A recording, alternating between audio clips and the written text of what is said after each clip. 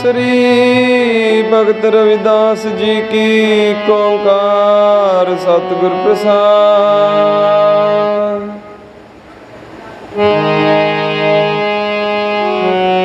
हम सर दीन दयाल न तुम सर, अब पतियार क्या कीजै।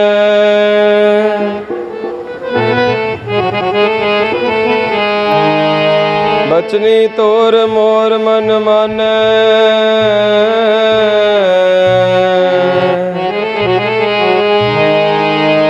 जन को पूरन दीजै।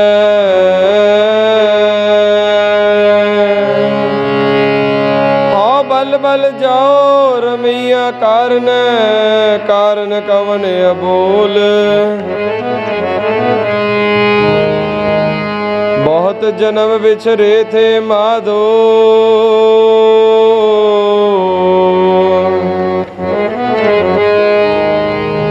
यो जन्म तुम्हारे लेखे।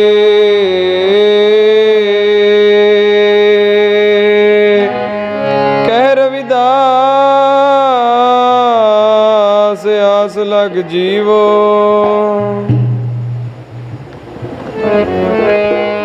चिर पयो दर्शन देखे।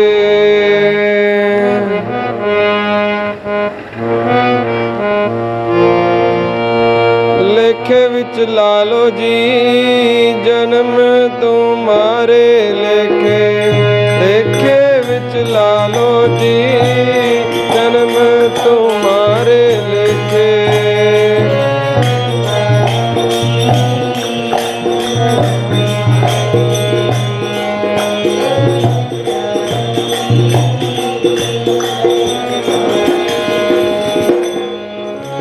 लालो जी जन्म तुम्हारे लेखे। लेखे विच लालो जी जन्म तुम्हारे लेखे।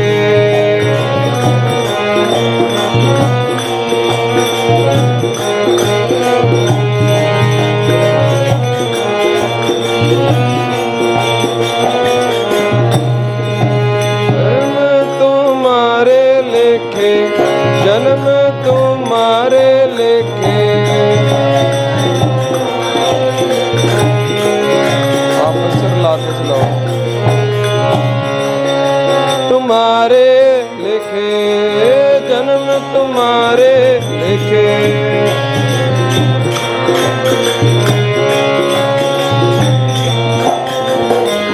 जन्म तुम्हारे लेखे।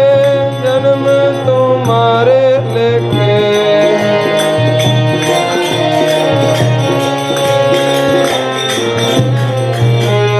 जन्म तुम्हारे लेखे। जन्म तुम्हारे लेखे।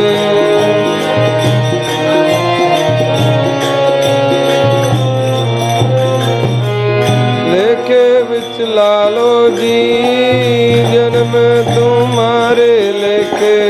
लेखे विच लालो जी जन्म तुम्हारे लेखे।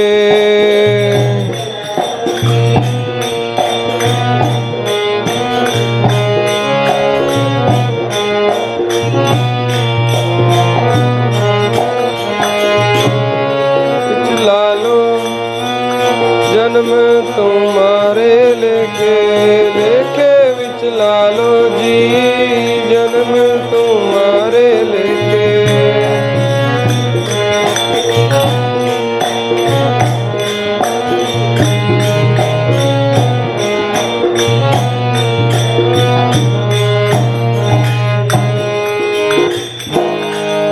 परम सत्कारयोग सतगुरां दी साजी और निवाजी गुरु प्यारी गुरु सवारी साध संगत जी। रसना पवित्र करो गुरु महाराज जी की फतेह नाल सांझ पाओ। सारे एक बारी गज के आखो जी वाहिगुरु जी का खालसा वाहिगुरु जी की फतेह।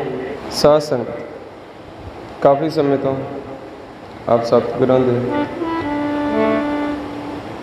कीर्तन का आनंद मान रहे हो। अज के समय की सब तो उत्तम भगती गुरबाणी के कीर्तन का, उस तो उत्तम है कि कथा और कीर्तन का आनंद मान रहे हो। ਗੁਰਬਾਣੀ ਦੇ ਕੀਰਤਨ ਔਰ ਗੁਰਮਤਿ ਦੇ ਵਿਚਾਰਨ। ਉਹਦੇ ਵਾਸਤੇ ਜ਼ਰੂਰੀ ਹੈ ਇਕਾਗਰਤਾ। ਕੀਰਤਨ ਭਗਤੀ ਦੇ ਵਿੱਚ ਠੀਕ ਹੈ ਮਨ ਜਲਦੀ ਜੁੜ ਜਾਂਦਾ ਹੈ, ਸੰਗੀਤ ਇੱਕ ਇਹੋ ਜਿਹੀ ਚੀਜ਼ ਹੈ, ਪਰ ਫਿਰ ਵੀ ਇਕਾਗਰਤਾ ਬਹੁਤ ਜ਼ਰੂਰੀ ਹੈ। ਕਲਯੁਗ में ਕੀਰਤਨ ਪ੍ਰਧਾਨਾ ਹੈ ਤੇ ਕਲਯੁਗ ਦੇ ਸਮੇਂ ਦੀ ਪ੍ਰਧਾਨ ਭਗਤੀ, ਪਰ ਇਹ ਉਦੋਂ ਪ੍ਰਧਾਨ ਹੈ ਜਦੋਂ ਗੁਰਮੁਖ ਜਪੀਏ ਲਾਏ ਧਿਆਨ ਜੋੜ ਕੇ ਜਪਦੇ ਨੇ। ਕਰਨ ਆ ਵੀ ਮਾਈਕ ਤੇ ਬੋਲਣਾ।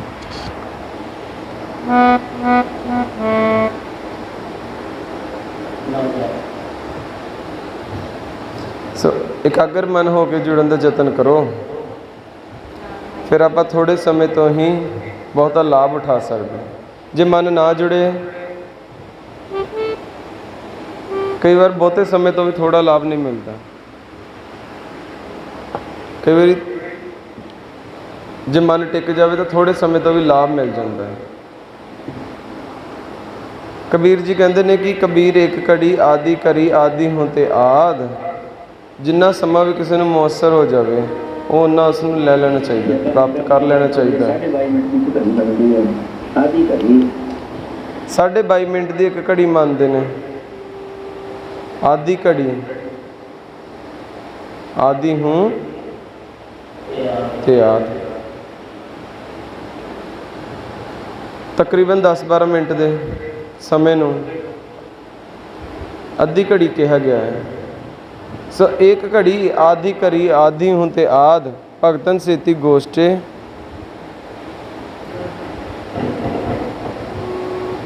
ਘੜੀ ਦਾ ਚੌਥਾ ਹਿੱਸਾ ਕੁਆਟਰ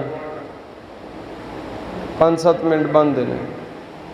ਸੋ ਜਿੰਨਾ ਚਿਰ ਵੀ ਸੰਗੀਆਂ ਦੀ ਗੋਦ ਵਿੱਚ ਬੈਠਿਆ ਜਾਂਦਾ, ਉਹਨਾਂ ਦੇ ਨਾਲ ਉਹਨਾਂ ਦੀ ਸੰਗਤ ਮੁਅੱਸਰ ਹੁੰਦੀ ਹੈ। ਇਹ ਕੋਈ ਘਾਟੇ ਵਾਲਾ ਸੌਦਾ ਨਹੀਂ। ਭਗਤਨ ਸੇਤੀ ਗੋਸ਼ਟੇ ਜੋ ਕੀਨੇ ਸੋ ਲਾਭ। ਭਾਈ ਸਾਹਿਬ ਭਾਈ ਗੁਰਦਾਸ ਜੀ ਕਹਿੰਦੇ ਨੇ, ਉਹਨਾਂ ਦੀ ਵਾਰਾਂ, ਉਹਨਾਂ ਦੇ ਸਵਈਏ ਪੜ੍ਹਿਆ ਕਰੋ। ਜਿਨ੍ਹਾਂ ਦੇ ਮਨਾਂ ਵਿੱਚ ਇਹੋ ਸ਼ੰਕੇ ਪੈਦਾ ਹੋ ਜਾਂਦੇ ਨੇ ਕਿ ਇੰਨੀ ਥੋੜ੍ਹੀ ਦੇਰ 'ਚ ਕਿਵੇਂ ਕਿਸੇ ਨੂੰ ਪ੍ਰਾਪਤੀ ਹੋ ਸਕਦੀ ਹੈ। ਭਾਈ ਗੁਰਦਾਸ ਜੀ ਦੀ ਕਵਿਤਾ, ਉਹਨਾਂ ਦੀ ਵਾਰਾਂ ਦੇ ਵਿੱਚ ਇਹੋ ਜਿਹੀ ਤਾਕਤ ਹੈ ਕਿ ਸਾਰੇ ਸ਼ੰਕਿਆਂ ਨੂੰ ਦੂਰ ਕਰ ਦਿੰਦੀ ਹੈ। ਗੁਰੂ ਪਾਤਸ਼ਾਹ ਦੇ ਸਮੇਂ 'ਤੇ ਵੀ ਇਹੋ ਜਿਹੇ ਕੋਈ ਨਾ ਕੋਈ ਸਿੱਖ ਹੋਣਗੇ। ਪੰਚਮ ਪਾਤਸ਼ਾਹ ਸਾਹਿਬ ਗੁਰੂ ਅਰਜਨ ਦੇਵ ਜੀ ਮਹਾਰਾਜ ਨੇ ਭਾਈ ਗੁਰਦਾਸ ਜੀ ਨੂੰ ਮਾਣ ਬਖਸ਼ਿਆ। ਆਜ ਸ਼੍ਰੀ ਗੁਰੂ ਗ੍ਰੰਥ ਸਾਹਿਬ ਜੀ ਮਹਾਰਾਜ ਜੀ ਦੀ ਸਿਰਜਣਾ ਹੋ ਰਹੀ ਸੀ। ਸਾਹਿਬ ਗੁਰੂ ਅਰਜਨ ਦੇਵ ਜੀ ਮਹਾਰਾਜ ਜੀ ਨੇ ਪਹਿਲੇ ਗੁਰੂ ਸਾਹਿਬਾਨ ਸਾਹਿਬ ਗੁਰੂ ਨਾਨਕ ਦੇਵ ਜੀ ਮਹਾਰਾਜ ਜੀ ਦੀ ਬਾਣੀ, ਗੁਰੂ ਅੰਗਦ ਸਾਹਿਬ ਮਹਾਰਾਜ ਜੀ ਦੇ ਸ਼ਲੋਕ, ਇਸੇ ਤਰ੍ਹਾਂ ਤੀਸਰੇ ਪਾਤਸ਼ਾਹ ਸਾਹਿਬ ਗੁਰੂ ਅਮਰਦਾਸ ਜੀ ਮਹਾਰਾਜ ਜੀ ਦੀ ਬਾਣੀ, ਜਿਹੜੀ ਉਸ ਵੇਲੇ ਤੱਕ ਪੋਥੀਆਂ ਦੇ ਸਰੂਪ ਵਿੱਚ ਮੌਜੂਦ ਸੀ। ਧੰਨ ਗੁਰੂ ਅਰਜਨ ਦੇਵ ਜੀ ਮਹਾਰਾਜ ਜੀ ਨੇ ਉਹ ਗੁਰਬਾਣੀ ਦੀਆਂ ਪੋਥੀਆਂ ਸ੍ਰੀ ਗੋਇੰਦਵਾਲ ਸਾਹਿਬ ਜਾ ਕੇ ਆਪ ਬਾਬਾ ਮੋਹਰੀ ਜੀ ਦੇ ਪਾਸੋਂ ਖਰੀਦੀਆਂ। ਫਿਰ ਉਹ ਪੋਥੀਆਂ ਸਾਹਿਬ ਗੁਰੂ ਗ੍ਰੰਥ ਸਾਹਿਬ ਜੀ ਮਹਾਰਾਜ ਜੀ ਦੀ ਸਿਰਜਣਾ ਦਾ ਆਧਾਰ ਬਣੀਆਂ। ਸਾਹਿਬ ਗੁਰੂ ਅਰਜਨ ਦੇਵ ਜੀ ਮਹਾਰਾਜ ਜੀ ਨੇ ਪਹਿਲੇ ਆਪਣੀ ਬਾਣੀ ਨਾਲੋਂ ਬਾਕੀ ਬਾਣੀਆਂ ਰਲਾਈਆਂ। ਹਿੰਦੁਸਤਾਨ ਦੇ ਵਿੱਚ ਰਹਿੰਦੇ ਹੋਏ ਗੁਰਸਿੱਖਾਂ ਦੀ ਬਾਣੀ ਨੂੰ ਸਨਮਾਨ ਬਖਸ਼ਿਆ। ਸੱਤਾ ਬਲਵੰਡ, ਇਸੇ ਤਰ੍ਹਾਂ ਬਾਬਾ ਸੁੰਦਰ ਜੀ, ਗੁਰੂ ਨਾਨਕ ਦੇਵ ਜੀ ਮਹਾਰਾਜ ਜੀ ਨੇ ਭਾਈ ਮਰਦਾਨਾ ਜੀ ਨੂੰ ਉਹ ਇੱਜ਼ਤ ਬਖਸ਼ੀ। ਆਜ ਸ਼੍ਰੀ ਗੁਰੂ ਗ੍ਰੰਥ ਸਾਹਿਬ ਜੀ ਮਹਾਰਾਜ ਜੀ ਦੇ ਵਿੱਚ ਉਹਨਾਂ ਦੀ ਬਾਣੀ ਦਰਜ ਹੈ। ਗੁਰੂ ਅਰਜਨ ਦੇਵ ਜੀ ਮਹਾਰਾਜ ਜੀ ਨੇ ਆਜ ਸ਼੍ਰੀ ਗੁਰੂ ਗ੍ਰੰਥ ਸਾਹਿਬ ਜੀ 'ਚ ਉਹਨਾਂ ਦੀ ਬਾਣੀ ਨੂੰ ਦਰਜ ਕਰ ਲਿਆ। ਭਾਈ ਗੁਰਦਾਸ ਜੀ ਨੂੰ ਕਹਿਣ ਲੱਗੇ ਕਿ ਦੱਸੋ ਕਿ ਤੁਹਾਡੀ ਬਾਣੀ ਵੀ ਵਿੱਚ ਦਰਜ ਕਰ ਲਈ ਜਾਵੇ। ਭਾਈ ਗੁਰਦਾਸ ਜੀ ਨੇ ਬੇਨਤੀ ਕੀਤੀ, ਮਹਾਰਾਜ ਆਪ ਨੇ ਮੈਨੂੰ ਇਤਨਾ ਵੱਡਾ ਮਾਣ ਬਖਸ਼ਿਆ ਹੈ ਕਿ ਆਪ ਸ਼੍ਰੀ ਗੁਰੂ ਗ੍ਰੰਥ ਸਾਹਿਬ ਜੀ ਮਹਾਰਾਜ ਜੀ ਦੀ ਸਿਰਜਣਾ, ਇਸ ਦੇ ਲਿਖਣ ਦੀ ਸੇਵਾ ਮੈਨੂੰ ਸੌਂਪੀ ਹੈ। ਮੈਂ ਇਹਦੇ ਵਿੱਚ ਹੀ ਆਪਣੇ ਵੱਡੇ ਭਾਗ ਸਮਝਦਾ ਹਾਂ। ਨਿਮਰਤਾ ਦੇ ਘਰ ਵਿੱਚ ਆ ਕੇ ਕਹਿਣ ਲੱਗੇ ਕਿ ਗਰੀਬ ਨਿਵਾਜ਼, ਮੇਰੀ ਤਾਂ ਬਾਣੀ ਇੱਕ ਸਾਧਾਰਨ ਜੀ ਕਵਿਤਾ ਹੈ, मैं अपने आप में इस काबिल नहीं मानता कि मेरी रचना ਨੂੰ ਆਪ ਜੀ ਦੀ ਬਾਣੀ ਦੇ ਨਾਲ ਲਿਖਿਆ ਜਾਵੇ। ਸਾਧ ਸੰਗਤ, ਇਹ ਉਹਨਾਂ ਦੀ ਨਿਮਰਤਾ ਹੀ ਸੀ। ਉਹਨਾਂ ਨੇ ਆਪਣੇ ਵੱਲੋਂ ਅਰਜ਼ ਕੀਤੀ, ਗਰੀਬ ਨਿਵਾਜ਼ ਆਪ ਕਿਰਪਾ ਕਰੋ। ਜਿਹੜਾ ਹੁਣ ਤੱਕ ਇਹ ਕਾਰਜ ਹੋਇਆ ਹੈ, आज श्री गुरु ग्रंथ साहिब जी महाराज जी का विस्तार बहुत वड्डा हो गया है। मेरी कोई ऐसी इच्छा नहीं, ये तो आप दा बिरद है गुरु अर्जन देव जी महाराज जी का। भाई गुरदास जी की निमरता देख के साहिब गुरु अर्जन देव जी महाराज जी त्रुठे रहमत के घर में आए। भाई गुरदास जी उन्होंने मामे के थान लगते सन। कहते ने ठीक है, जी तुहाडी रचना है ना, तुहाडी बाणी, तुहाडियां वारां, तुहाडे लिखे कविते सवैये, इन्हों गुरसिख बड़ी शरधा और बड़ी कृतिकता के नाल गाया करनगे। जिहड़ा तुहाडी रचना नूं पढ़ेगा उन्होंने सिੱਖੀ प्राप्त होएगी। इतनी वड्डी दात है। भाई गुरदास जी की रचना, उन्होंने वारां उन्होंने पढ़ के ही पता लगता है।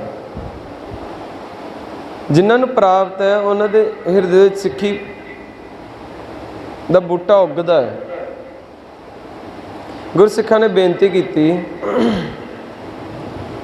कि भाई ये किवें हो सकता है कि कुछ समा सत्संगत की जाए, इन्हें नाल ही कल्याण हो जाए।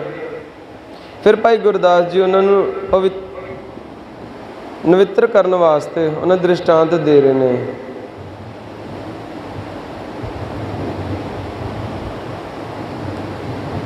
जैसे बोझ भरी नाव अंगूरी दुई बाहर दोहे पार परै पूर, कुशल बिहात है जैसे एकाहारी एक करी पाकशाला बैठ भोजन के व्यंजन स्वाद के अघात है। सही सलामत जिमें किश्ती दरिया के किनारे पहुँच जाती है, भावें सारी पानी च डुबी हुई है, थोड़ी जी 2-4 ਉਂਗਲਾਂ 5 ਉਂਗਲਾਂ पानी तो बाहर होंदियां ने।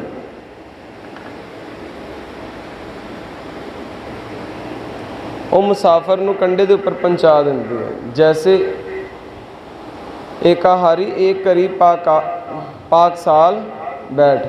तो साध संगत बहुत सारे गुरमुखां दा ये नियम हुंदा है कि 8 पैरी भोजन छकदे ने, उन्हां दा खाण दा संयम हुंदा है। तो साध संगत गुरसिख के जीवन के विच ते संयम होना तो बहुत ही लाजमी है। सेवक होए संजीद, और संजीदा होना चाहिए, सिंसीयर होना चाहिए। ਉਹਦੇ आचार व्यवहार ਦੇ किसी किस्म की चंचलता ही नहीं चाहिए, ना उसके बोलन दे विच, ना उसके संसार के विचरण दे विच। और संसार ते किवें विचरदे ने, वो ज्ञानवान होके भी अपनी जुबान अपनी रसना तो हमेशा प्रेमा भगती के बचन ही करते हैं। किवें वरतते हैं संसार ते विराग दे नाल, अपनी चित्त बिरती ने संसार तो उपराम रख के। किहो जिहा संजम हुंदा उन्हां दा जीवन दे विच। सेव कीती संतोखी जिन्नी सच्चो सच ध्याया, उन्नी मंदा पैर ना रखिया उन कर सुकृत धर्म कमाया। उन्नी दुनिया तोड़े बंधना अन्न पानी थोड़ा खाया। उन्हें खान का संजम हुंदा है। हों तिस घोल कमाया थोड़ा समय थोड़ा ही खाया। थोड़ा ही सोवेगा थोड़ा ही खावेगा, आलस घट कर दें। बहुत सारे सज्जनों का प्रश्न हुंदा है कि सानू आलस बड़ी आउंदी है। तो साध संगत वैसे तो कईयों कोई प्रॉब्लम बीमारी भी हो सकती है, पर ज़्यादातर यही देखने दे आउंदा है कि जिन्हां दा खाण दा संयम नहीं हुंदा लेट खाना, उन्होंने उवासियां भी ज़्यादा आउंदियां ने, ओह आलसी भी ज़्यादा हो जाते हैं, उन्होंने नींद भी बहुत ज़्यादा आउंदी है। भाई गुरदास जी फरमान करते हैं, मैं उन्होंने गुरमुखां तो सद के जांदा हाँ जिहड़े थोड़ा ही छकदे ने और थोड़ा ही सौंदे ने। अल्प आहार सुल्प सी निंद्रा,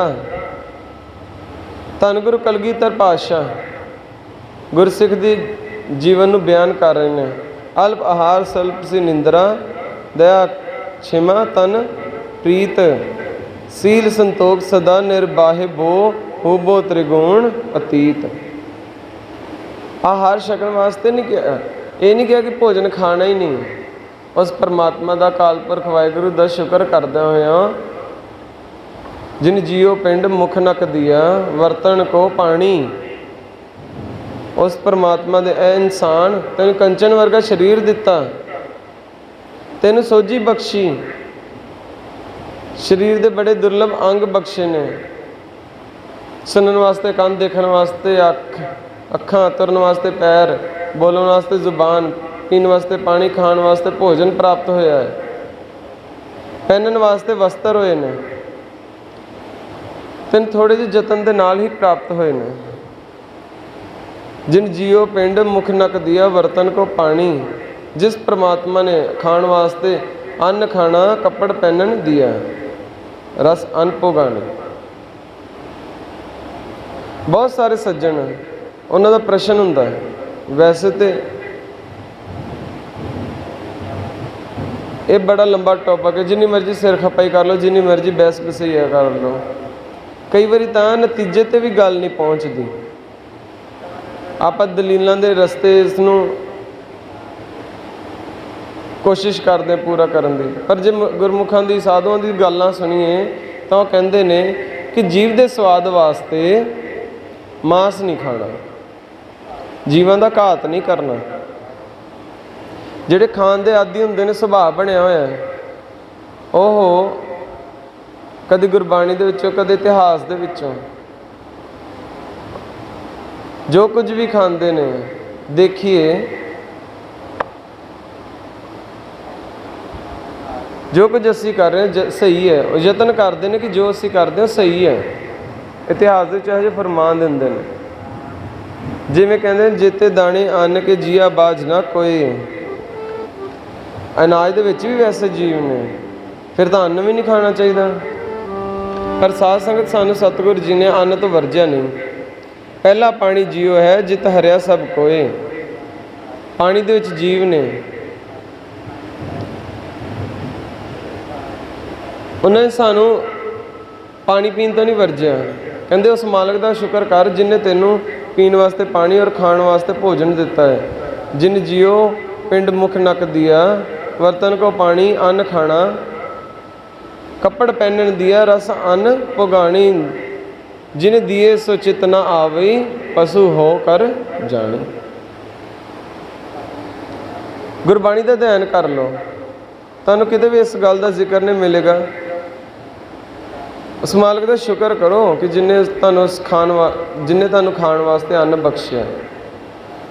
ਕਿਤੇ ਵੀ ਗੁਰਬਾਣੀ ਦੇ ਵਿੱਚ ਇਹ ਜ਼ਿਕਰ ਨਹੀਂ ਆਵੇਗਾ ਕਿ ਵੀ ਮਾਸ ਬਖਸ਼ਿਆ। ਹਮੇਸ਼ਾ ਹੀ ਕਹਿੰਦੇ ਨੇ ਕਿ ਅੰਨ ਬਖਸ਼ਿਆ। ਸਾਨੂੰ ਪਾਣੀ ਪੀਣ ਤੋਂ ਨਹੀਂ ਵਰਜਿਆ।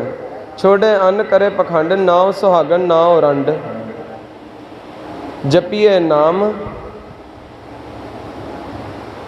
ਅੰਨ ਕੇ ਸਾਰ। ਭੋਜਨ ਤੋਂ ਨਹੀਂ ਵਰਜ ਰਹੇ। ਬਸ ਇਹੀ ਕਹਿੰਦੇ ਨੇ ਕਿ ਖਾਣ ਦਾ ਸੰਜਮ ਹੋਣਾ ਚਾਹੀਦਾ। ਭਾਵੇਂ ਅਨਾਜ ਵੀ ਹੈ, ਉਹ ਵੀ ਸੰਜਮ ਦੇ ਨਾਲ ਖਾਣਾ ਹੈ। ਅੰਨ ਪਾਣੀ ਥੋੜ੍ਹਾ ਖਾਇਆ। ਹਾਂ, ਸੇਵ ਕੀਤੀ ਸੰਤੋਖੀ, ਜਿਨੀ ਸੱਚੋ ਸੱਚ ਧਿਆਇਆ। ਉਹਨੀ ਮੰਦੇ ਪੈਰ ਨਾ ਰੱਖੇ ਹੋਣ, ਕਰ ਸੁਕਰਿਤ ਧਰਮ ਕਮਾਇਆ। ਉਹਨੀ ਦੁਨੀਆ ਤੋੜੇ ਬੰਧਨਾ, ਅੰਨ ਪਾਣੀ ਥੋੜ੍ਹਾ ਖਾਇਆ। ਕਈਆਂ ਦਾ ਸੰਜਮ ਹੁੰਦਾ ਖਾਣ ਦਾ, ਉਹ 8 ਪੈਰੀ ਖਾਂਦੇ ਨੇ। ਉਹਨਾਂ ਦੀ ਗੱਲ ਕਰ ਰਹੇ ਨੇ ਭਾਈ ਗੁਰਦਾਸ ਜੀ। ਜੈਸੇ ਏਕਾਹਾਰੀ एक हरी पाक साल बैठ, भोजन के व्यंजन स्वाद के आघात है। जिस तरह 8 पैरी भोजन छकण वाला कुछ देर वास्ते अपनी भोजनशाला दे विच बैठदा है, बस इन्ने समय दौरान ही बड़े पदार्थों का स्वाद चक लैंदा, थोड़े समय दे विच जिन्ना क समा लगदा। जिहड़ा खाधा है भोजन सारा दिन 24 घंटे 8 पैरे ਉਹਦੇ ਸਵਾਦ ਵਿੱਚ ਰਹਿੰਦਾ ਹੈ। ਫਿਰ ਅੱਗੇ ਕੀ ਪਾਤਸ਼ਾਹ ਕਹਿੰਦੇ ਨੇ, ਭਾਈ ਸਾਹਿਬ ਅੱਗੇ ਕੀ ਕਹਿੰਦੇ ਨੇ, ਜੈਸੇ ਰਾਜ ਦੁਆਰ ਜਾਏ ਕਰਤ ਜੁਹਾਰ, ਜਨ ਏਕ ਘਰੀ ਪਾਛੇ ਦੇਸ ਭੋਗਤਾ ਹੋਏ ਖਾਤ ਹੈ। ਉਹਨਾਂ ਦੇ ਵਜ਼ੀਰ, ਉਹਨਾਂ ਦੇ ਅਹਿਲਕਾਰ ਰਾਜਿਆਂ ਦੇ, ਉਹ 8 ਪੈਰ ਰਾਜਿਆਂ ਦੇ ਪਾਸ ਉਹਦੇ ਕੋਲੇ ਨਹੀਂ ਨਾ ਬੈਠੇ ਰਹਿੰਦੇ, ਥੋੜ੍ਹੇ ਸਮੇਂ ਵਾਸਤੇ ਜਾਂਦੇ ਨੇ। ਰਾਜੇ ਦੇ ਪਾਸ ਪਾਸੋਂ ਉਹਨਾਂ ਨੂੰ ਕੋਈ ਇਨਸਟਰਕਸ਼ਨ ਮਿਲਦੀ ਹੈ, ਉਹਦੀ ਵਸੀਅਤ ਲੈ ਕੇ ਫਿਰ ਆਪਣੇ ਰਾਜ ਕਾਜ ਦੇ ਕੰਮ ਵਿੱਚ ਪ੍ਰਵਿਰਤ ਹੋ ਜਾਂਦੇ ਨੇ। ਇੱਕ ਘੜੀ ਵਾਸਤੇ ਗਏ ਨੇ ਰਾਜੇ ਦੇ ਪਾਸ, ਉੱਥੋਂ ਉਹਨਾਂ ਨੂੰ ਕੀ ਪ੍ਰਾਪਤ ਹੁੰਦਾ? ਜਾਗੀਰਾਂ ਮਿਲਦੀਆਂ ਨੇ, ਵਿਅੰਤਾ ਪ੍ਰਾਪਤ ਹੁੰਦੀਆਂ ਨੇ, ਰਹਿਣ ਵਾਸਤੇ ਆਲੀਸ਼ਾਨ ਮਕਾਨ ਪ੍ਰਾਪਤ ਹੁੰਦੇ ਨੇ, ਭੋਗਣ ਵਾਸਤੇ ਕਿਤਨੇ ਪਦਾਰਥ। ਸਿਰਫ ਕੁਝ ਘੜੀ ਜਾ ਕੇ ਹੀ ਰਾਜੇ ਦੇ ਪਾਸ ਉਹ ਕਿੰਨਾ ਕੁਝ ਹਾਸਲ ਕਰ ਲੈਂਦੇ ਨੇ। बड़ा ऐशो शर्त वाला जीवन बतीत करते हैं, बैठे रहते हैं राजे के पास। जैसे राज द्वार जाए एक अर्थ जोहार जनेक करी पाछे देश भोगता हुए खात है। 8 ही पहर 60 करी में जाओ एक करी। ਜਿਹੜੇ ਇੱਕ ਘੜੀ ਵੀ ਗੁਰਬਾਣੀ ਦੇ ਨਾਲ, ਸ਼ਬਦ ਦੇ ਨਾਲ, ਗੁਰਮਤਿ ਦੀ ਵਿਚਾਰ ਦੇ ਨਾਲ। 8 ही पहर 60 करी मैं जो कई करी साध समागम करे निज घर जाता है। इन्ने समय वास्ते साध संगत ਦੀਆਂ ਹਾਜ਼ਰੀਆਂ ਭਰਦੇ ਨੇ। ਫਿਰ ਉਹਨਾਂ ਨੂੰ ਕੀ ਪ੍ਰਾਪਤ ਹੁੰਦਾ ਹੈ? ਉਹਨਾਂ ਨੂੰ ਪ੍ਰਾਪਤੀ ਹੁੰਦੀ ਹੈ ਨਿਜ ਘਰ ਦੀ। ਕਿਹੜੇ ਨਿਜ ਘਰ ਦੀ? ਜਿੱਥੇ ਜਾ ਕੇ ਨਿਜ ਘਰ ਪ੍ਰਾਪਤ ਹੁੰਦਾ ਹੈ। साध 8 ही पहर 60 करी में जो एक करी साध समागम करे।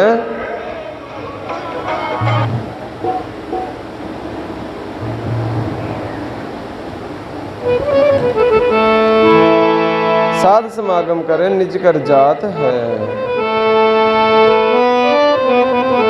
सत संगत मिले सो तरया मेरे माधो जी। सत संगत मिले सो तरया मेरे माधो जी।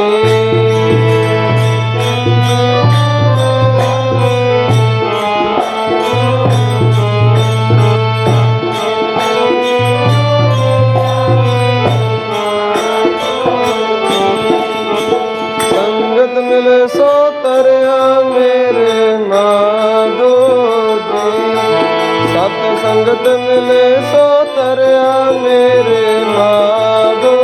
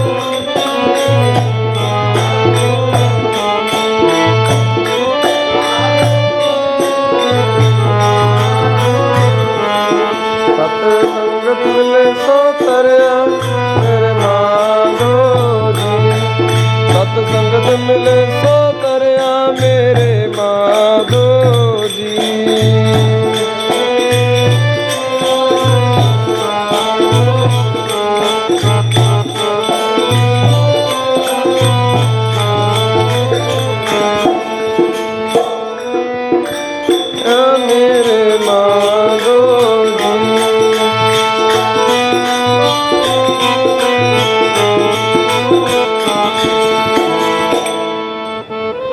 ਕਿਹੜਾ ਤਰਦਾ ਜਦ ਸਤ ਸੰਗਤ ਮਿਲਦੀ ਹੈ? ਜਿਹੜਾ 2 ਘੜੀਆਂ ਸਤ ਸੰਗਤ ਕਰੇ। ਸਤ ਸੰਗਤ ਮੇਲਾ 2 ਘੜੀਆਂ, ਸਤ ਸੰਗਤ ਮੇਲਾ 2 ਘੜੀਆਂ, ਸਤ ਸੰਗਤ ਮੇਲਾ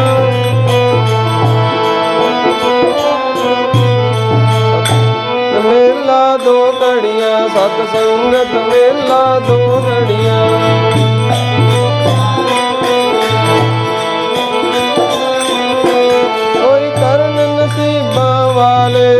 ਸਤ ਸੰਗਤ ਮੇਲਾ 2 ਘੜੀਆਂ, ਮੇਲਾ 2 ਘੜੀਆਂ ਕੋਈ ਕਰਨ।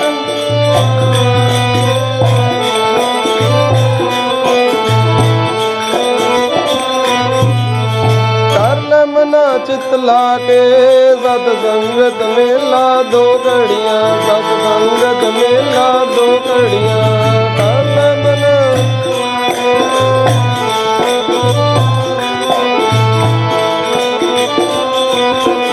ਸਤ ਸੰਗਤ ਮੇਲਾ 2 ਘੜੀਆਂ, ਸਤ ਸੰਗਤ ਮੇਲਾ 2 ਘੜੀਆਂ।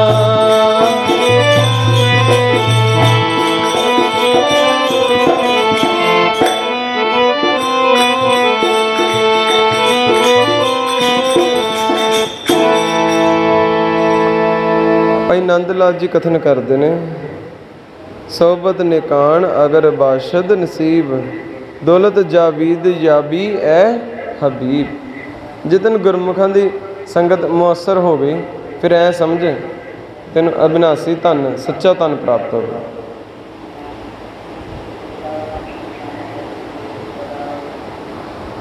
ਦੌਲਤ ਜਵਾਦੀ ਯਾਬੀ ਐ ਹਬੀਬ, ਸੱਚਾ ਧਨ। ਜਿਹੜੇ ਦੁਨਿਆਵੀ ਧਨ ਨੇ, ਇਹਦੇ ਵਾਸਤੇ ਤਾਂ ਆਪਾਂ ਸਵੇਰ ਤੋਂ ਸ਼ਾਮ ਤੱਕ ਯਤਨ ਕਰਦੇ ਹੀ ਹਾਂ। ਆਪਣੇ ਘਰ-ਬਾਰ, ਆਪਣਾ ਵਤਨ, ਆਪਣਾ ਮੁਲਕ ਛੱਡ ਕੇ ਜਾਣੇ ਇੱਧਰ ਉੱਧਰ। ਜਦੋਂ ਇੱਧਰ ਵੀ ਆਉਂਦੇ ਆ ਤਾਂ ਧਨ ਕਮਾਉਣ ਵਾਸਤੇ ਹੀ ਆਉਂਦੇ ਆ ਨਾ। ਸਾਡੇ ਗੁਰੂ ਸਾਹਿਬਾਨ ਦੇ ਸਮੇਂ ਤੋਂ ਹੀ ਸਤਿਗੁਰੂ ਜੀ ਨੇ ਸਾਨੂੰ ਵਰਜਿਆ ਨਹੀਂ ਕਿ ਵੀ ਤੁਸੀਂ ਕਿਤੇ ਬਾਹਰ ਜਾ ਕੇ ਕੰਮ ਧੰਦਾ ਨਹੀਂ ਕਰਨਾ, ਬਲਕਿ ਉਹਨਾਂ ਨੇ ਸਿੱਖ ਭੇਜਿਆ ਗੁਰਸਿੱਖਾਂ ਨੂੰ ਦੂਰ ਦੂਰ ਇਲਾਕਿਆਂ ਦੇ ਵਿੱਚ ਜਾ ਕੇ ਉੱਥੇ ਆਪਣਾ ਵਿਹਾਰ ਕਰ ਵੀ ਕਰੋ, ਆਪਣਾ ਆਹਾਰ ਵੀ ਕਰੋ ਔਰ ਆਪਣਾ ਗੁਰਮਤਿ ਦਾ ਪ੍ਰਚਾਰ ਵੀ ਕਰੋ। ਸਾਹਿਬ ਗੁਰੂ ਨਾਨਕ ਦੇਵ ਜੀ ਦੇ ਪਾਸੋਂ ਜਿਸ ਨੇ ਸਭ ਤੋਂ ਪਹਿਲਾਂ ਬਾਕਾਇਦਾ ਤੌਰ 'ਤੇ ਸਿੱਖੀ ਦੀ ਯਾਚਨਾ ਕੀਤੀ, ਲਾਹੌਰ ਦੇ ਰਹਿਣ ਵਾਲਾ ਬਹੁਤ ਵੱਡਾ ਸੁਦਾਗਰ ਭਾਈ ਮਨਸੁਖ। ਸਾਧ ਸੰਗਤ ਉਹਦਾ ਸੰਗਲਾ ਦੀਪ ਤੱਕ ਵਪਾਰ ਸੀ। ਉਦੋਂ ਗੁਰੂ ਨਾਨਕ ਦੇਵ ਜੀ ਮਹਾਰਾਜ ਜੀ ਨੇ ਐਵੇਂ ਨਹੀਂ ਕਿਹਾ ਕਿ ਭਾਈ ਮਨਸੁਖ ਕੀ ਲੈਣਾ ਸੰਗਲਾ ਦੀਪ ਜਾ ਕੇ, ਇੰਨਾ ਵੱਡਾ ਸ਼ਹਿਰ ਹੈ, ਇੱਥੇ ਬੈਠ ਕੇ ਜਪ ਵਾਹਿਗੁਰੂ ਵਾਹਿਗੁਰੂ। ਪਰ ਸਤਿਗੁਰੂ ਜੀ ਨੇ ਉਹਨੂੰ ਭੇਜਿਆ ਜਾ ਕੇ, ਜਾ ਆਪਦਾ ਕਾਰੋਬਾਰ ਕੰਮ ਧੰਦਾ ਕਰ, ਆਪਣਾ ਵਪਾਰ ਵੀ ਕਰ ਔਰ ਨਾਲ ਨਾਲ ਸ਼ਬਦ ਦੀ ਕਮਾਈ ਵੀ ਕਰ।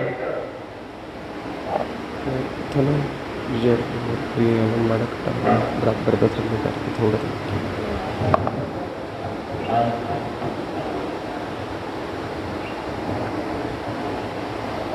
ਭਾਈ ਮਨਸੁਖ ਜੀ ਨੇ ਬੇਨਤੀ ਕੀਤੀ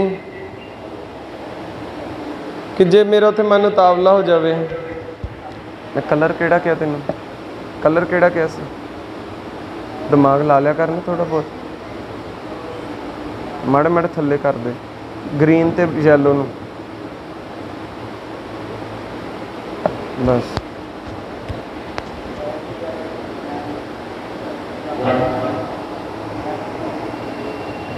ਇਤਿਹਾਸ ਵਿੱਚ ਜ਼ਿਕਰ ਹੁੰਦਾ ਹੈ ਕਿ ਗੁਰੂ ਨਾਨਕ ਦੇਵ ਜੀ ਮਹਾਰਾਜ ਜੀ ਨੇ ਭਾਈ ਮਨਸੁਖ ਨੂੰ ਗੁਰਬਾਣੀ ਦੇ ਰੂਪ ਵਿੱਚ ਸ਼ਬਦ ਲਿਖਾਏ, ਇੱਕ ਪੋਥੀ ਤਿਆਰ ਕੀਤੀ ਭਾਈ ਮਨਸੁਖ ਕਿ ਜਦੋਂ ਤੇਰਾ ਮਨ ਉਤਾਵਲਾ ਹੋਵੇ ਸਾਡੇ ਦਰਸ਼ਨਾਂ ਵਾਸਤੇ, ਪੋਥੀ ਦੇ ਦਰਸ਼ਨ ਕਰ ਲੈ, ਤੈਨੂੰ ਸਾਡੇ ਦਰਸ਼ਨਾਂ ਦਾ ਮਹਾਤਮ ਪ੍ਰਾਪਤ ਹੋ ਜਾਏਗਾ। ਜੇ ਤੇਰਾ ਮਨ ਕਾਲਾ ਪੈ ਜਾਵੇ ਸਾਡੇ ਦਰਸ਼ਨਾਂ ਵਾਸਤੇ, ਇਸ ਦੇ ਵਿੱਚੋਂ ਗੁਰਬਾਣੀ ਦੇ ਸ਼ਬਦ ਪੜ੍ਹ ਲਿਆ ਕਰੀਂ, ਤੈਨੂੰ ਉਹੀ ਆਨੰਦ ਆਇਆ ਕਰੇਗਾ ਜਿਹੜਾ ਤੈਨੂੰ ਸਾਡੇ ਪਾਸ ਬੈਠ ਕੇ ਸਾਡੇ ਪਾਸੋਂ ਗੁਰਮਤਿ ਦਾ ਉਪਦੇਸ਼ ਲੈ ਕੇ ਆਨੰਦ ਪ੍ਰਾਪਤ ਹੁੰਦਾ। ਤੇ ਸਾਧ ਸੰਗਤ ਭਾਈ ਮਨਸੁਖ ਫਿਰ ਗਿਆ। ਫਿਰ ਉਸੇ ਤਰ੍ਹਾਂ ਆਪਣਾ ਵਪਾਰ ਕਾਰੋਬਾਰ ਕਰਦਾ ਰਿਹਾ, ਨਾਲ ਸਿੱਖੀ ਦੀ ਕਮਾਈ ਵੀ ਕਰਦਾ ਰਿਹਾ। ਪਹਿਲਾਂ ਤਾਂ ਧਨ ਕਮਾ ਕੇ ਵਾਪਸ ਆ ਜਾਂਦਾ ਸੀ। ਹੁਣ ਇਸ ਵਾਰ ਕੀ ਤਬਦੀਲੀ ਆਈ ਕਿ ਜਿਹੜਾ ਉੱਥੋਂ ਦਾ ਬਾਦਸ਼ਾਹ, ਉੱਥੋਂ ਦਾ ਰਾਜਾ ਸ਼ਿਵਨਾਭ, ਭਾਈ ਮਨਸੁਖ ਨੇ ਰਾਜਾ ਸ਼ਿਵਨਾਭ ਨੂੰ ਵੀ ਗੁਰੂ ਨਾਨਕ ਦੇਵ ਜੀ ਮਹਾਰਾਜ ਜੀ ਦੇ ਚਰਨਾਂ ਦਾ ਭੋਰਾ ਬਣਾ ਦਿੱਤਾ।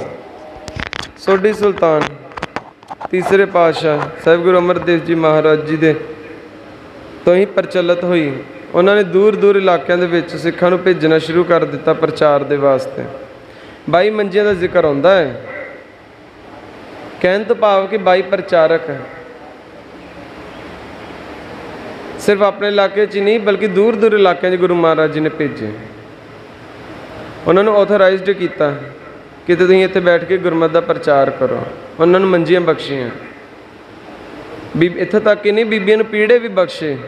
ਇਹ ਵੀ ਗੱਲ ਹੁੰਦੀ ਇਤਿਹਾਸ ਦੇ ਵਿੱਚ। ਉਹਨਾਂ ਨੇ ਸ੍ਰੀ ਗੋਇੰਦਵਾਲ ਸਾਹਿਬ ਦੇ ਆਸ-ਪਾਸ ਵਿੱਚ ਰਹਿ ਕੇ ਗੁਰਮਤਿ ਦਾ ਪ੍ਰਚਾਰ ਨਹੀਂ ਕੀਤਾ ਇਕੱਲਾ, ਉਹਨਾਂ ਨੇ ਵੀ ਦੂਰ ਦੂਰ ਜਾ ਕੇ ਵਿਚਰੇ। ਗੁਰੂ ਰਾਮਦਾਸ ਜੀ ਮਹਾਰਾਜ ਜੀ ਦੇ ਸਮੇਂ ਤੋਂ ਗੁਰੂ ਘਰ ਵਿੱਚ ਮਸੰਦ ਪ੍ਰਥਾ ਪ੍ਰਚਲਿਤ ਹੋਈ। ਗੁਰੂ ਘਰ ਦੇ ਮਸੰਦ ਦੂਰ ਦੂਰ ਜਾ ਕੇ, ਆਪਾਂ ਇਤਿਹਾਸ ਪੜ੍ਹਦੇ ਹਾਂ, ਬੜੀ ਦੂਰ ਦੂਰ ਤੱਕ ਸਿੱਖ ਗੁਰਮਤਿ ਦਾ ਪ੍ਰਚਾਰ ਕਰ ਰਹੇ ਸਨ। ਜਿੰਨੀ ਦੂਰੋਂ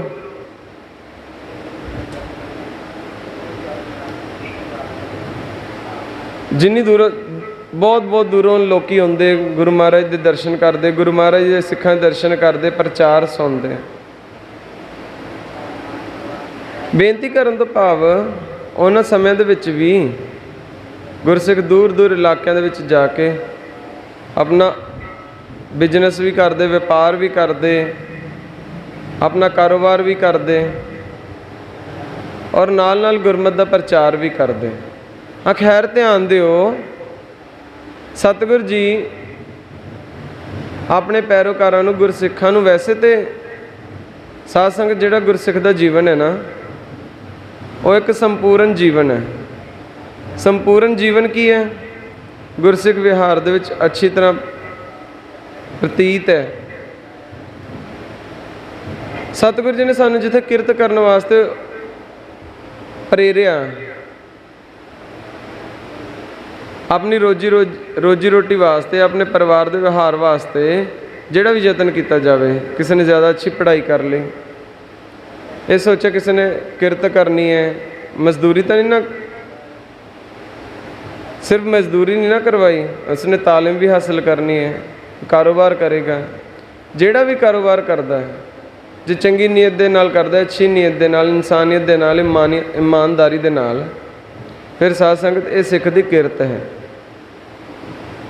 ਸਾਨੂੰ ਸਤਿਗੁਰੂ ਜੀ ਨੇ ਭਿਖਾਰੀ ਨਹੀਂ ਬਣਾਇਆ, ਦਾਤੇ ਬਣਾਇਆ, ਸਰਦਾਰੀਆਂ ਦਿੱਤੀਆਂ ਨੇ। ਹੁਣ ਦੇਖੋ, ਸੰਸਾਰ ਦੇ ਇੱਕੋ ਇੱਕ ਧਰਮ ਹੈ ਜਿਸ ਨੇ ਬਕਾਇਦਾ ਤੌਰ 'ਤੇ ਗਿਆਨ ਨੂੰ ਆਪਣਾ ਗੁਰੂ ਬਣਾਇਆ। ਗਿਆਨ ਗੁਰੂ ਆਤਮ ਉਪਦੇਸੋ, ਨਾਮ ਵਿਭੂਤ ਲਗਾਓ। ਸਾਡੇ ਰਹਿਬਰ ਸਾਹਿਬ ਸ੍ਰੀ ਗੁਰੂ ਗ੍ਰੰਥ ਸਾਹਿਬ ਜੀ ਮਹਾਰਾਜ ਸਾਧ ਸੰਗਤ ਸਾਰੇ ਗਿਆਨ ਦੇ ਸਾਗਰ ਸਨ,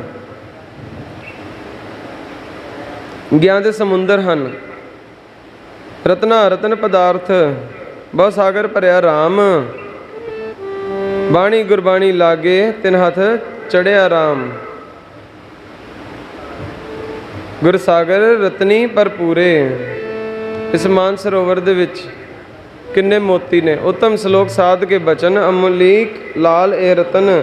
ਇਹਨਾਂ ਸੁਣ ਕੇ ਵੀ ਔਰ ਕਿਸੇ ਦੀ ਕਮਾਈ ਕਰਕੇ ਵੀ, ਸੁਨਤ ਕਮਾਵਤ ਹੋ ਦੁਤਾਰ, ਆਪ ਤਰੈ ਲੋਕੈ ਨਿਸਤਾਰ।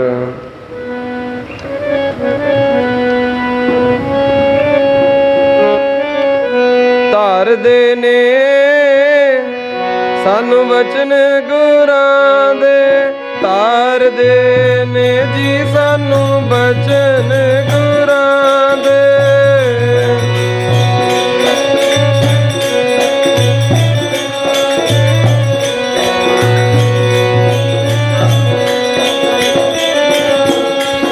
ਬਚਨ ਗੁਰਾਂ ਦੇ, ਸਾਨੂੰ ਬਚਨ ਗੁਰਾਂ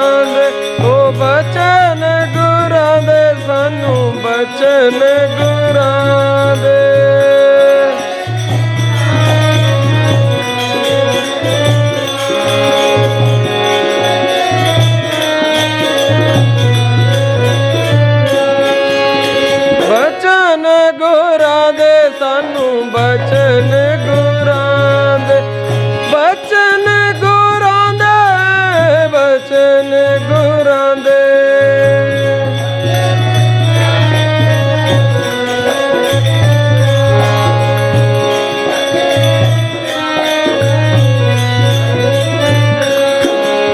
ਤਾਰਦੇ ਨੇ ਜੀ ਸਾਨੂੰ ਬਚਨ ਗੁਰਾਂ ਦੇ, ਤਾਰਦੇ ਨੇ ਜੀ ਸਾਨੂੰ ਬਚਨ ਗੁਰਾਂ ਦੇ।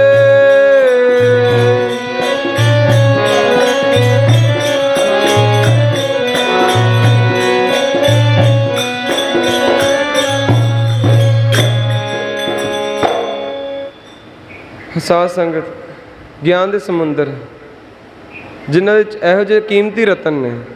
ਗੁਰ ਸਰਵਰ ਮਾਨ ਸਰੋਵਰ ਹੈ, ਵੱਡ ਭਾਗੀ ਪੁਰਖ ਲਹਨ। ਇਹਨਾਂ ਰਤਨਾਂ ਨੂੰ ਕੌਣ ਚੁੱਕਦੇ ਨੇ, ਕੌਣ ਗ੍ਰਹਿਣ ਕਰਦੇ ਨੇ? ਸੇਵਕ ਗੁਰਮੁਖ ਖੋਜਿਆ ਸੇ ਹੰਸਲੇ ਨਾਮ ਲਹਨ। ਸਾਧ ਸੰਗਤ, ਜਿਹੜੇ ਮਾਨ ਸਰੋਵਰ ਤੋਂ ਮੋਤੀ ਚੁੱਕਦੇ ਨੇ ਉਹਨਾਂ ਨੂੰ ਕੀ ਕਿਹਾ ਜਾਂਦਾ ਹੈ? ਹੰਸ। ਹੰਸਾ ਹੀਰਾ ਮੋਤੀ ਚੁਗਣਾ, ਸਰਵਰ ਹੰਸ ਤੋਂ ਰਹੀ ਮੇਲਾ, ਖਸਮੈ ਦੇਵੈ ਭਾਣਾ। ਸਰਵਰ ਅੰਦਰ ਹੀਰਾ ਮੋਤੀ, ਸੋ ਹੰਸਾਂ ਕਾ ਖਾਣਾ। ਜਿਹੜੇ ਮਾਨ ਸਰੋਵਰ ਤੇ ਆ ਕੇ ਗੁਰੂ ਸਰੂਪ ਸਾਗਰ ਦੇ ਵਿੱਚੋਂ ਮੋਤੀ ਗ੍ਰਹਿਣ ਕਰਦੇ ਨੇ, ਉਹਨਾਂ ਨੂੰ ਕੀ ਕਿਹਾ ਜਾਂਦਾ ਹੈ? ਉਹਨਾਂ ਨੂੰ ਕਿਹਾ ਜਾਂਦਾ ਹੈ ਪਰਮਹੰਸ। ਗੁਰੂ ਅੰਗਦ ਦੇਵ ਜੀ ਮਹਾਰਾਜ ਜੀ ਦੇ ਚਰਨਾਂ ਵਿੱਚ ਇੱਕ ਵਾਰ ਭਾਈ ਪਾਰੋ ਜੀ ਆਏ। ਉਹਨਾਂ ਨੇ ਬੇਨਤੀ ਕੀਤੀ ਗਰੀਬ ਨਿਵਾਜ, ਪਰਮਹੰਸ ਕਿਹਨਾਂ ਨੂੰ ਕਹਿੰਦੇ ਨੇ? ਤੇ ਸਤਿਗੁਰ ਜੀ ਕਹਿਣ ਲੱਗੇ, ਭਾਈ ਪਾਰੋ ਨੂੰ ਮੁਖਾਤਬ ਹੋ ਕੇ ਕਹਿਣ ਲੱਗੇ ਕਿ ਗੁਰਸਿੱਖੋ, ਪਰਮਹੰਸ ਦੀ ਬਾਬਤ ਜਾਣਨ ਤੋਂ ਪਹਿਲਾਂ ਜੇ ਜਾਣਕਾਰੀ ਹਾਸਲ ਕਰਨ ਪਵੇਗੀ ਉਹ ਹੈ ਹੰਸਾਂ ਦੀ, ਕਿ ਹੰਸ ਕੌਣ ਹੁੰਦੇ ਨੇ। ਉਹਨਾਂ ਦਾ ਵਾਸਾ ਹੁੰਦਾ ਮਾਨ ਸਰੋਵਰ ਤੇ, ਉਹਨਾਂ ਦੀ ਖੁਰਾਕ ਹੁੰਦੇ ਨੇ ਮੋਤੀ। ਉਹਨਾਂ ਦੀ ਚੁੰਝ ਵਿੱਚ ਐਸੀ ਤਸੀਰ ਹੁੰਦੀ ਹੈ, ਜੇ ਦੁੱਧ ਵਿੱਚ ਪਾਣੀ ਮਿਲਾ ਕੇ ਰੱਖ ਦਿੱਤਾ ਜਾਵੇ ਨਾ, ਹੰਸ ਉਹਦੇ ਵਿੱਚ ਆਪਣੀ ਚੁੰਝ ਪਾਉਂਦੇ ਨੇ, ਫੁੱਟ ਜਾਂਦਾ ਹੈ ਦੁੱਧ, ਫਿਰ ਉਹਦੇ 'ਚ ਪਾਣੀ ਔਰ ਦੁੱਧ ਅਲੱਗਾ ਹੋ ਜਾਂਦਾ ਹੈ। ਹੰਸ ਉਹਦੇ 'ਚੋਂ ਸਾਫ਼ ਵਸਤੂ ਗ੍ਰਹਿਣ ਕਰ ਲੈਂਦੇ ਨੇ ਅਤੇ ਜਿਹੜਾ ਪਾਣੀ ਹੈ ਫੋਕਟ ਜਾਣ ਕੇ ਛੱਡ ਦਿੰਦੇ ਨੇ। ਜਿਹੜੇ ਗੁਰਮੁਖ ਰੂਪੀ ਹੰਸ ਨੇ, ਪਰਮਹੰਸ, ਉਹਨਾਂ ਦੇ ਪਾਸ ਵਿਵੇਕ ਬੁੱਧ ਦੀ ਚੁੰਝ ਹੁੰਦੀ ਹੈ। ਉਹ ਕਿੱਥੋਂ ਪ੍ਰਾਪਤ ਕਰਦੇ ਨੇ? ਵਿਵੇਕ ਬੁੱਧ ਸਤਿਗੁਰ ਤੇ ਪਾਈ, ਗੁਰ ਗਿਆਨ ਗੁਰੂ ਪ੍ਰਭ ਕੇਰਾ। ਜਨ ਨਾਨਕ ਨਾਮ ਗੁਰੂ ਤੇ ਪਾਇਆ, ਧੁਰ ਮਸਤਕ ਵਿਭਾਗ ਲਿਖੇਰਾ। ਨਾਨਕ ਨਾਮ ਵੀ ਗੁਰੂ ਦੇ ਪਾਸੋਂ ਪ੍ਰਾਪਤ ਹੁੰਦਾ ਹੈ, ਗਿਆਨ ਵੀ ਗੁਰੂ ਦੇ ਪਾਸੋਂ ਪ੍ਰਾਪਤ ਹੁੰਦਾ ਹੈ। ਗੁਰਮੁਖਾਂ ਨੂੰ ਗੁਰੂ ਦੇ ਪਾਸੋਂ ਹੀ ਗਿਆਨ ਪ੍ਰਾਪਤ ਹੁੰਦਾ ਹੈ। ਗਿਆਨ ਰੂਪੀ ਚੁੰਝ, ਵਿਵੇਕ ਰੂਪੀ ਚੁੰਝ ਪ੍ਰਾਪਤ ਹੁੰਦੀ ਹੈ। ਸਾਰ ਔਰ ਅਸਾਰ, ਤਤ ਮਿਥਿਆ, ਸੱਚ ਔਰ ਝੂਠ। ਹਾਂ, ਗੁਰਮੁਖਾਂ ਦੇ ਪਾਸ ਐਸੀ ਕਿਰਪਾ ਹੁੰਦੀ, ਮਿਹਰ ਕਰਦੇ ਨੇ ਗੁਰਸਿੱਖਾਂ ਤੇ, ਉਹ ਗੁਣਾਂ ਨੂੰ ਗ੍ਰਹਿਣ ਕਰ ਲੈਂਦੇ ਨੇ ਔਰ ਔਗਣ ਛੱਡ ਦਿੰਦੇ ਨੇ। ਗੁਰਸਿੱਖ ਜਿਹੜੇ ਨੇ ਉਹ ਛਕਦੇ ਕੀ ਨੇ? ਸ਼ਬਦ ਦੇ ਬਾਣੀ ਰੂਪੀ ਅੰਮ੍ਰਿਤ। ਅੰਮ੍ਰਿਤ ਨਾਮ ਨਿਦਾਨ ਹੈ, ਮਿਲ ਪੀਵੋ ਭਾਈ, ਜਿਸ ਸਿਮਰਤ ਸੁਖ ਪਾਈਏ, ਸਭ ਤਿਖਾ ਬੁਝਾਈ। ਅੰਮ੍ਰਿਤ ਪੀਵੋ ਸਦਾ ਚਿਰ ਜੀਵੋ, ਹਰ ਸਿਮਰਤ ਅਨੰਦ ਅਨੰਤਾ, ਰੰਗ ਤਮਾਸਾ ਪੂਰਨ ਆਸਾ, ਕਬਹਿ ਨ ਵਿਆਪੈ ਚਿੰਤਾ। ਹਾਂ ਸਾਧ ਸੰਗਤ, ਇਹ ਗਿਆਨ ਬਕਾਇਦਾ ਤੌਰ 'ਤੇ ਸਾਡਾ ਗੁਰੂ ਹੈ। ਸੰਸਾਰ 'ਤੇ ਇੱਕੋ ਇੱਕ ਧਰਮ ਹੈ ਜਿਸ ਨੇ ਤਸਲੀਮ ਕੀਤਾ ਹੈ। ਫਿਰ ਸਾਧ ਸੰਗਤ, ਇਸ ਪੱਖੋਂ ਵੀ ਇਹ ਭਾਵੇਂ ਦੁਨਿਆਵੀ ਗਿਆਨ ਹੈ, ਗੁਰਮਤਿ ਗਿਆਨ ਆਪਣੀ ਥਾਂ 'ਤੇ। ਦੁਨਿਆਵੀ ਤਾਲੀਮ ਜਿਹੜੀ ਹੈ ਉਸ ਨੂੰ ਵੀ ਅੱਜ ਦੀ ਤਾਰੀਖ ਦੇ ਵਿੱਚ, ਅੱਜ ਦੇ ਸਮੇਂ ਦੇ ਵਿੱਚ ਨਜ਼ਰਅੰਦਾਜ਼ ਨਹੀਂ ਕੀਤਾ ਜਾ ਸਕਦਾ। ਸਿੱਖਾਂ ਦੇ ਰਹਿਬਰ, ਗਿਆਨ ਦੇ ਸਾਗਰ ਨੇ ਸ਼੍ਰੀ ਗੁਰੂ ਗ੍ਰੰਥ ਸਾਹਿਬ ਜੀ ਮਹਾਰਾਜ। ਸਿੱਖ ਗਿਆਨੀ ਹੋ ਗਏ, ਸਿੱਖ ਅਨਪੜ੍ਹ ਹੋ ਜਾਣ।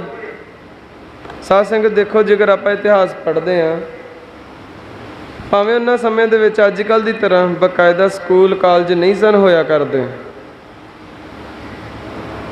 ਪਰ ਦੇਖੋ ਧੰਨ ਗੁਰੂ ਅਮਰਦਾਸ ਜੀ ਮਹਾਰਾਜ ਕਿਹੋ ਜਿਹੀ ਪਰੰਪਰਾ ਪ੍ਰਚਲਿਤ ਕੀਤੀ। ਗੁਰੂ ਘਰ ਦੇ ਵਿੱਚ ਉਹਨਾਂ ਨੇ ਗੁਰਮੁਖੀ ਪ੍ਰਚਲਿਤ ਕੀਤੀ। ਆਪ ਧੰਨ ਗੁਰੂ ਅਮਰਦਾਸ ਜੀ ਮਹਾਰਾਜ ਜੀ ਨੇ ਬੱਚਿਆਂ ਨੂੰ ਗੁਰਮੁਖੀ ਪੜ੍ਹਾਉਣੀ ਸ਼ੁਰੂ ਕੀਤੀ, ਮਾਨੋ ਤਾਲੀਮ ਦੇ ਟੀਚਰ ਬਣੇ। ਇਸ ਚੀਜ਼ ਦੀ ਪਰੰਪਰਾ ਗੁਰੂ ਅਮਰਦਾਸ ਜੀ ਮਹਾਰਾਜ ਜੀ ਦੇ ਸਮੇਂ ਤੋਂ ਹੀ ਚੱਲਦੀ ਆ ਰਹੀ ਹੈ। ਜਦੋਂ ਹੁਮਾਯੂੰ ਖਡੂਰ ਸਾਹਿਬ ਪਹੁੰਚਿਆ ਗੁਰੂ ਅੰਗਦ ਦੇਵ ਜੀ ਮਹਾਰਾਜ ਜੀ ਦੇ ਦਰਸ਼ਨਾਂ ਵਾਸਤੇ, ਉਸ ਵੇਲੇ ਸਾਹਿਬ ਗੁਰੂ ਅੰਗਦ ਦੇਵ ਜੀ ਮਹਾਰਾਜ ਬੱਚਿਆਂ ਨੂੰ ਗੁਰਮੁਖੀ ਪੜ੍ਹਾਉਣ ਦੇ ਵਿੱਚ ਵਿਅਸਤ ਸਨ। ਉਹਨਾਂ ਨੇ ਹੁਮਾਯੂੰ ਦੀ ਰਾਜ ਨਾ ਤੱਕੀ।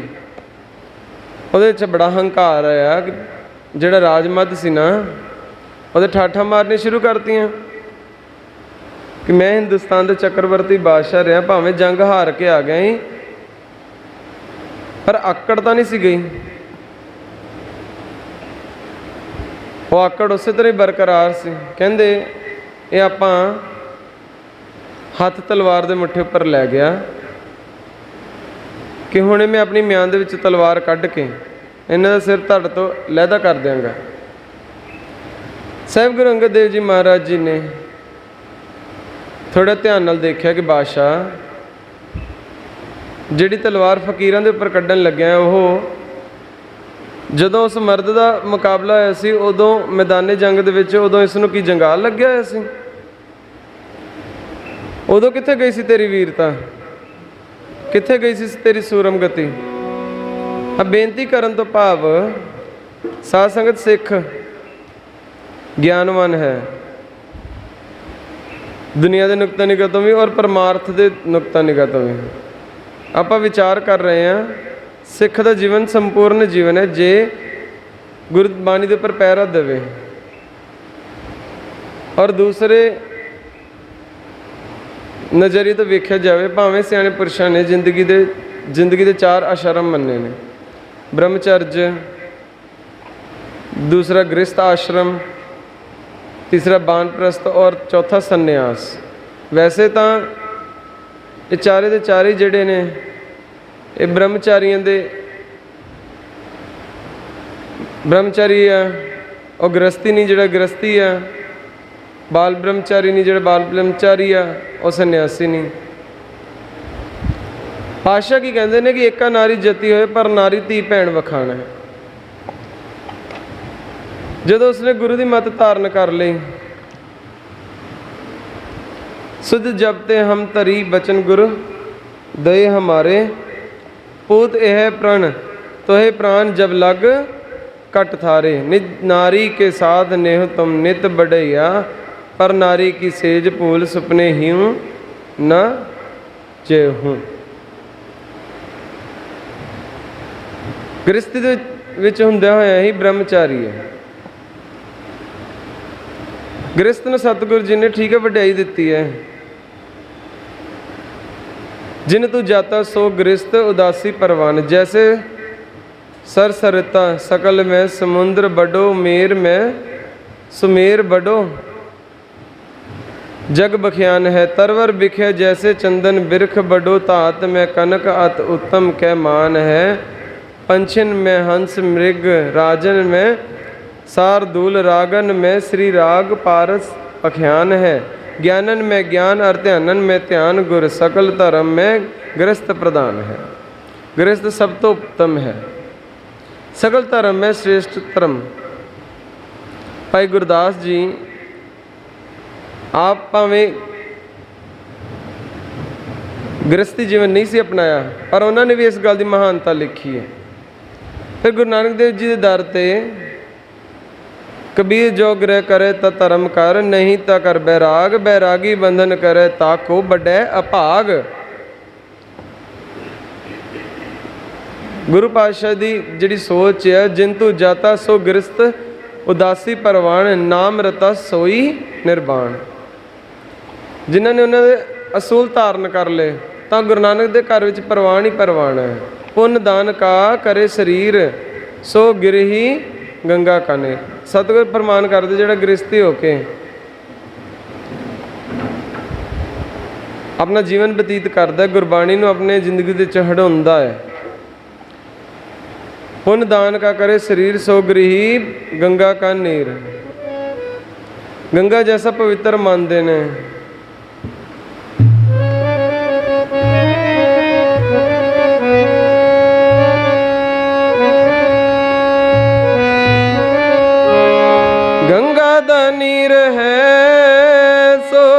गिर ही पाई, गंगा दा नीर है ऐसो जो गिर ही पाई।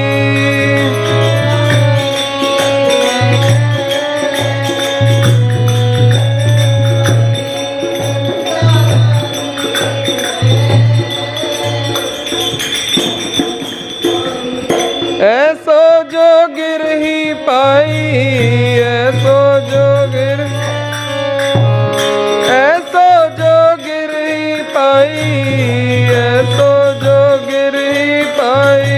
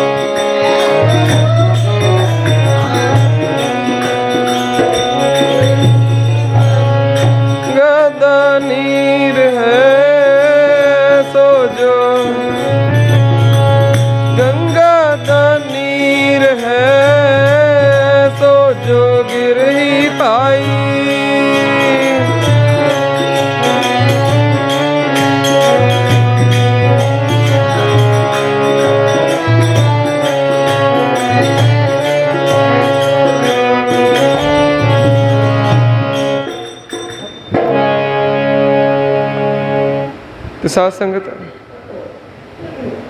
ਉਦਮ ਕਰਿੰਦਿਆ ਜਿਉ ਤੂੰ ਕਮਾਵਦਿਆ, ਸੁਖ ਪਹੁੰਚੇ ਧਿਆਇਦਿਆ ਤੂੰ ਪ੍ਰਭ ਮਿਲ, ਨਾਨਕ ਉਤਰੀ ਚਿੰਤ। ਸੰਨਿਆਸੀ ਵੀ ਹੈ, ਕਿਹੋ ਜਿਹਾ ਸੰਨਿਆਸੀ ਹੈ? ਰੇ ਮਨ ਐਸੋ ਕਰ ਸੰਨਿਆਸਾ, ਬਨ ਸੇਵ ਸਦਨ ਸਬੈ ਕਰ ਸਮਝੋ, ਮਨ ਹੀ ਮਾਹੇ ਉਦਾਸਾ। ਤੇ ਸਾਧ ਸੰਗਤ ਚਾਰ ਵਰਨ ਮੰਨੇ ਨੇ, ਬ੍ਰਾਹਮਣ, ਖੱਤਰੀ, ਸ਼ੂਦਰ ਔਰ ਵੈਸ਼। ਜਿਨ੍ਹਾਂ ਨੂੰ ਬ੍ਰਹਮ ਦੇ ਵਿਚਾਰ, ਬ੍ਰਾਹਮਣ ਜਿਹੜਾ ਬ੍ਰਹਮ ਦੇ ਵਿਚਾਰ ਕਰਦਾ ਹੈ, ਜਿਹੜਾ ਬਾਣੀ ਪੜ੍ਹਦਾ ਬ੍ਰਾਹਮਣ ਬਣ ਜਾਂਦਾ। ਜਦੋਂ ਜੂਝਦਾ ਹੈ ਸਿੱਖ ਖੱਤਰੀ ਬਣ ਜਾਂਦਾ ਹੈ। ਜਦੋਂ ਆਪਣੀ ਕਿਰਤ ਕਰਦਾ, ਵਿਹਾਰ ਕਰਦਾ ਹੈ, ਵੈਸ਼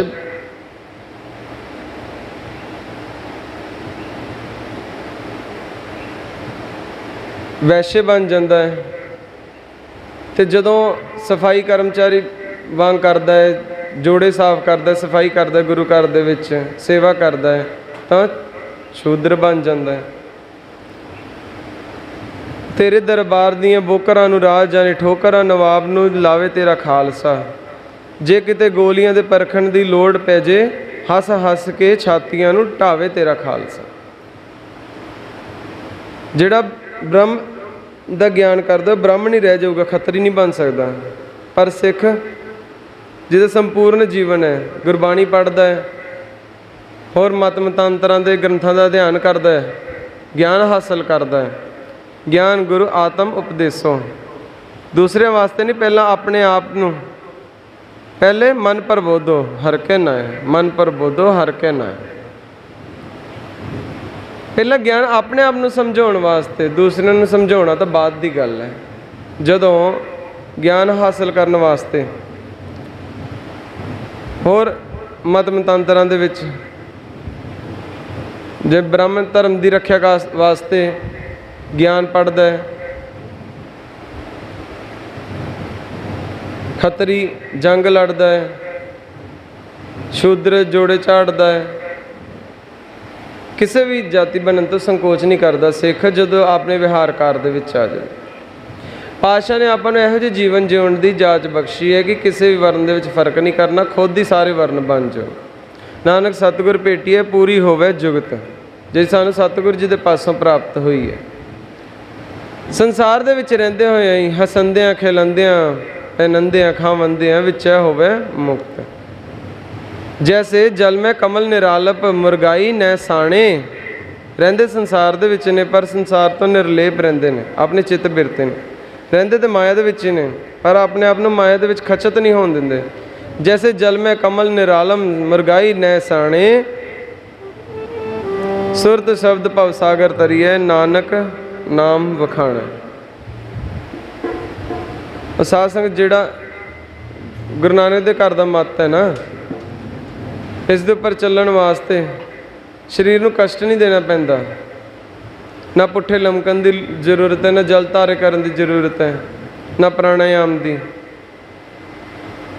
ये भी अधिक अजकल का डंबर बन गया है। जिन्ना कि सानू प्राणायाम की जरूरत है उन्ना कि सानू सतगुरु जी ने दस्या ही है।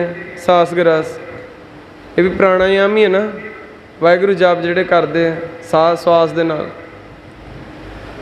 जो सास ग्रास ते आई मेरा हर हर, पूरे गुर का सुन उपदेश, पार ब्रह्म निकट कर पेख, सा सा सिमर गोबिंद, मन अंतर की उतरे चिंद। ਜਿਹੜੇ बाकी उल्टे पुलटे हो के एक्सरसाइजिस करते हैं ये शरीर की जरूरत नूं कह सकते हैं, पर धर्म के नाम पर पखंड नहीं हो सकता।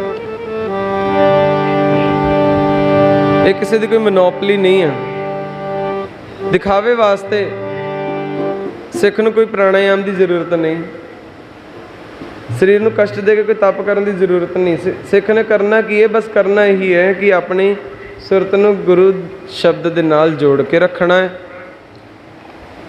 गुरु की मत ने हिरदे अंदर धारण करके रखना है, गुरु के उपदेशों नूं समझ के विचार के चलना है। गुरमुख नाम दान इशनान, गुरमत दे जिन्हां असूलों दे उन्हां दे धारनी बनना है।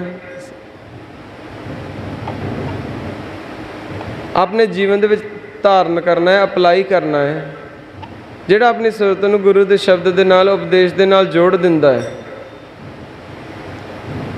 जिहड़ा सुरत शब्द भव सागर तरिया है, जिहड़ा अपने सुरत नूं गुरु दे बेड़ी ते चढ़ा के सागर पार करदा है, नानक नाम वखाणा है। सतगुरु जी ने ये ढंग तरीका सानू भी बख्श देन, सानू भी जाच आ जाए।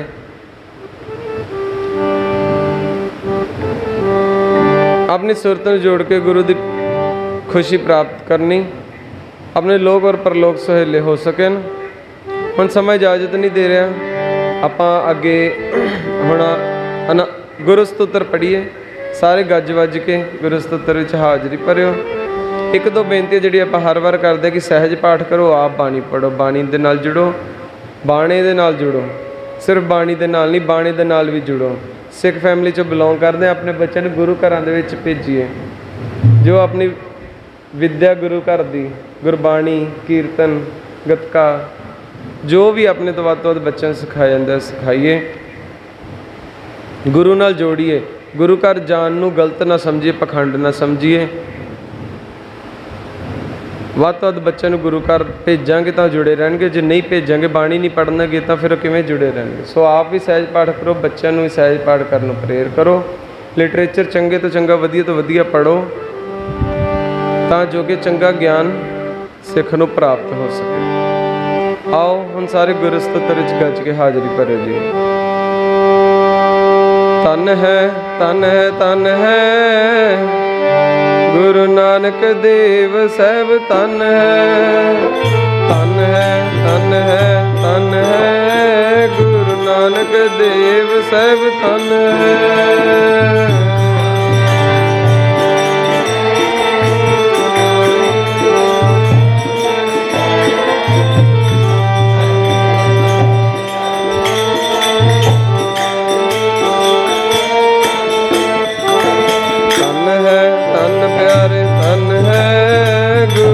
अंगद देव सहब, तन है तन है तन है तन है अंगद देव सहब, तन है।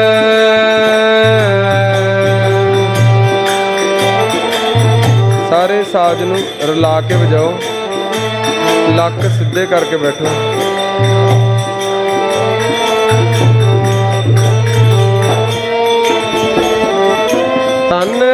तन प्यारे तन है गुरु अमरदास साहब, तन है। लक सीधे कर लो।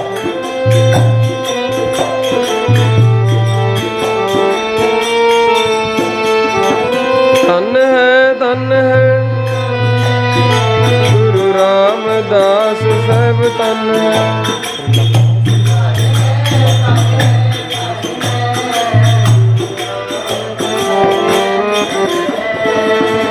तन है तन है तन है गुरु अर्जन देव सब तन है।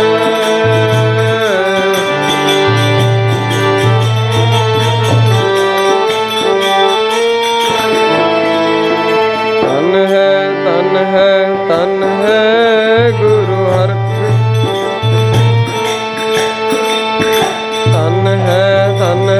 तन है गुरु हरगोबिंद साहिब जी तन है।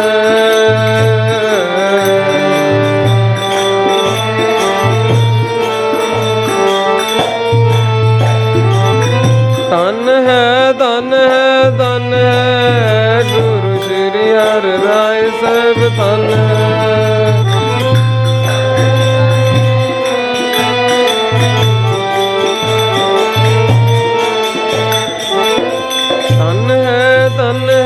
तन है गुरु श्री हरि सब तन है।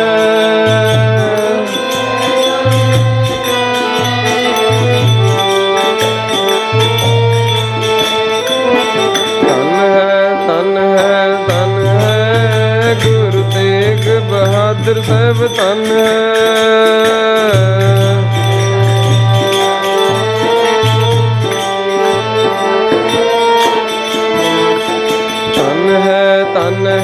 तन है गुरु गोबिंद सिंह सब तन है।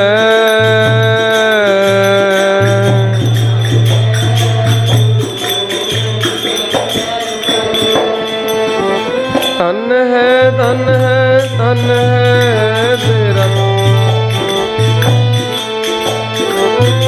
तन है तन है तन है गुरु ग्रंथ साहिब जी तन है।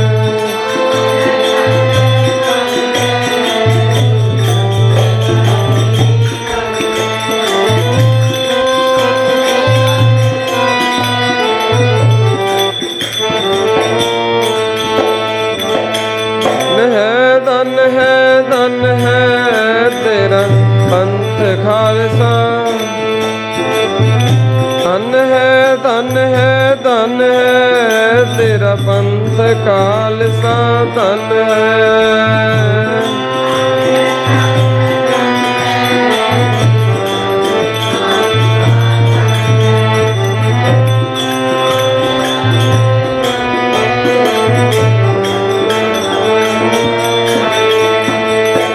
वाहिगुरु जी का खालसा वाहिगुरु जी की फतेह फतेह। वाहिगुरु जी का खालसा